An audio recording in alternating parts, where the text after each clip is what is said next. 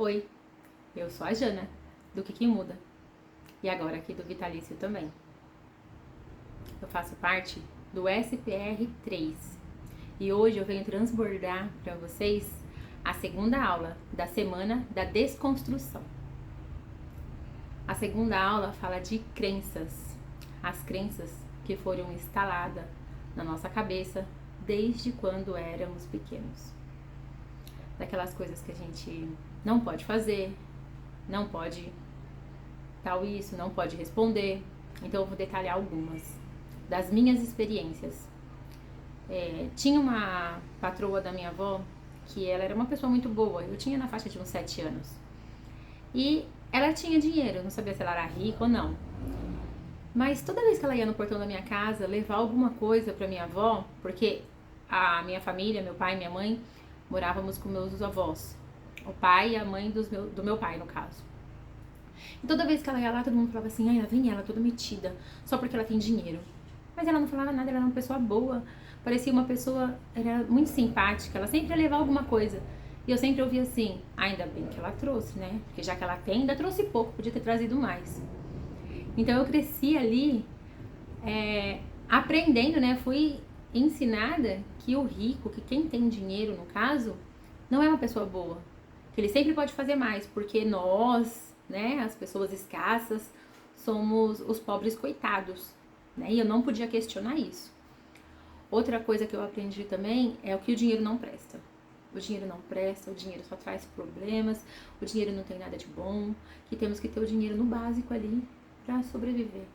No máximo pagar um aluguel, porque da família que eu vim, ninguém imaginava de ter casa própria, nem nada disso. No máximo pagar um aluguel, comer e tá tudo bem. Isso somos ensinados. Tem outro lugar que eu aprendi também, outra crença. Na verdade, esse lugar ele quebrou uma crença minha que eu não sabia que eu tinha. Eu era muito vitimista, porque eu tinha ensinado que quanto mais vítima você fosse, as pessoas iam acabar tendo dó de você. Então acontecia o quê? Eu fui numa igreja uma vez, e eu estava na escola dominical, e estava conversando com um pastor, contando um pouco da minha história, e ele falou assim, nossa, você é vitimista, né? Você sabia que Deus não gosta disso? Nossa, na hora eu me senti super ofendida. Falei, nossa, quem é ele para falar desse jeito comigo? Eu fiquei toda cheia de mimimi. E depois eu fui entender que ele estava certo, Deus não se agrada das pessoas vitimistas. Sabe o que temos que fazer com as crenças? Temos que pisar em cima delas. Fazer ela virar um fato. Se você pega uma crença e você faz ela virar um fato, você tem que ver se ela é positiva ou negativa. A crença positiva ou negativa, você tem que pisar nela até ela virar um fato. O que é isso? É testar. Tá certo, as pessoas ricas não prestam, elas não fazem nada, elas não ajudam ninguém, elas são más? Não, isso não é verdade. Então, essa crença é errada. Então não é porque aprendemos isso desde pequenos que temos que levar isso para a vida toda. Eu mesma tinha essa crença da escassez, esse bloqueio era instalado em mim, porque eu fui doutrinada, fui ensinada a não ter dinheiro, que dinheiro era sujo. Quando eu casei, que a minha vida começou, que o nosso casamento começou a prosperar, quando abrimos a empresa, que tínhamos juntos, né? Eu comecei a conquistar as coisas. Eu tinha carro, eu tinha casa, e ali eu me sentia mal, eu me sentia suja, eu sentia que eu estava errada, porque a minha família não tinha as mesmas condições que eu, então eu era a única diferente dali. E eu me sentia mal, eu tinha vergonha de verdade do que eu tinha. Eu comprava um carro, eu ficava com vergonha, eu tinha casa, eu sempre me desmerecia. Por quê? Porque eles não tinham e eu ficava com vergonha de ter aquilo que ninguém tinha, então eu era a única diferente até então. Hoje eles têm, cada um tem suas casas, os seus carros, mas naquela época não tinha. Então eu ficava assim, eu me martirizava muito por conta disso, por ter. Isso é o bloqueio do não merecimento. Então temos que quebrar essas objeções dentro da nossa cabeça, porque fomos ensinados que o certo é assim. Eu fui muito ensinada que a gente não podia rir. Simplesmente a gente não podia rir muito. A gente não podia estar feliz. Porque era assim, eu tô suando, tá? Tô derretendo. O ventilador tá ligado aqui, porque aqui no meu apartamento, esse prédio ele é escasso. O apartamento que eu estou morando no momento, porque eu não posso colocar um ar-condicionado aqui. Então tem que ficar no ventilador. As crenças dele ainda são... Então, eu cresci achando que não podia. Então, eu sentia muito medo de mostrar o que eu tinha para as pessoas. Então, do bloqueio da felicidade, né? Quando eu ficava muito feliz, muito feliz, o que acontecia? Todo mundo falava assim pra mim, você vai chorar? Eu falava, mas por que eu vou chorar? Mas eu tô muito feliz, tá muito bom. Aí as pessoas falavam assim, não, você vai chorar, porque quem ri muito, no outro dia chora. Pronto, aí eu instalei aquilo em mim. Então toda vez que eu ficava muito feliz, eu já pegava e já me reprimia. Por quê? Porque eu não podia ficar feliz. Quem era eu pra ficar feliz se todo mundo tava falando que era ruim ficar feliz? Então eu tinha que ficar triste também. Eu não podia expressar felicidade. Isso era ruim, porque ia mostrar pro universo, não sei, que eu tava muito feliz e o universo ia mandar coisa ruim pra mim. Muitas das vezes, as minhas felicidades, depois vem uma tristeza muito grande.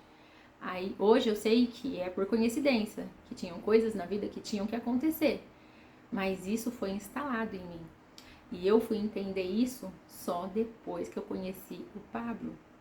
Tem muita coisa que eu ressignifiquei, tudo que eu ressignifiquei dentro de mim foi depois que eu conheci ele. Depois que eu comecei a estudar, desde lá de 2020. Eu fiquei pensando, puxando para fazer a aula de hoje, como era lá em 2020, né?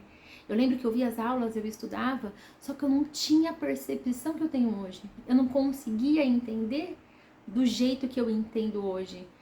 Tinha coisas que ele falava e soava na minha cabeça, tipo assim, muito vazio, porque eu não entendia. Eu mesma, o meu corpo, o universo, a energia me levava para aquilo. Mas eu sentia que eu mesma não sabia direito ao certo o que eu estava fazendo. Eu cresci muito com um ditado assim também, Deus não escolhe os capacitados, Deus capacita os escolhidos, né? E hoje eu sei que todos nós somos escolhidos de Deus. Todos nós somos amados por Deus. Todos nós somos escolhidos. Basta nós escolhermos Ele também. Não adianta, Deus já nos escolheu desde sempre. Então nós temos que escolher a Deus. Escolher viver embaixo da palavra de Deus. Sabe? Escolher tá no caminho de Deus, no melhor caminho, que é o que Deus quer para nós. Mas não, as pessoas ficam esperando aquele sinal incrível, um outdoor, alguma coisa acontecer, cair em cima da sua cabeça e falar, Deus te escolheu, tá bom? E não é assim. Só que elas têm essa crença de achar que pode ficar vivendo vida, deixa a vida me levar, a vida leva eu, e que uma hora tudo vai acontecer como se não passe de mágica.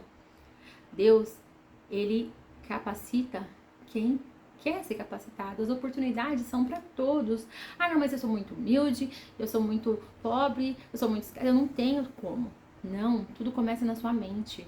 Tudo começa dentro de você. A sua mudança vem de dentro para fora. Tem que ser de dentro para fora. Não adianta você querer mudar de fora para não vai. Tem que ser de dentro. Tem que ser espírito, alma e mente. Não tem como ser diferente disso. Então, os escolhidos, quem são os escolhidos? Os escolhidos na Bíblia são chamados de profeta. Profeta. É o que a Gina fala lá no canal, o que muda, eu falo, seja o profeta da sua vida. Ser o profeta da sua vida é você verbalizar, você falar, você sentir no seu coração, fechar os seus olhos e sentir lá e colocar aquilo na sua mente, e verbalizar e falar isso todos os dias. As pessoas têm uma crença que é a seguinte, eu vivo muito isso, porque a minha mãe tem o bar, então eu escuto muito isso. As pessoas falando, hoje vai ter um dia mau, hoje vai ser ruim, vai dar tudo errado. E acaba que o dia delas dá errado, porque elas estão afirmando aquilo.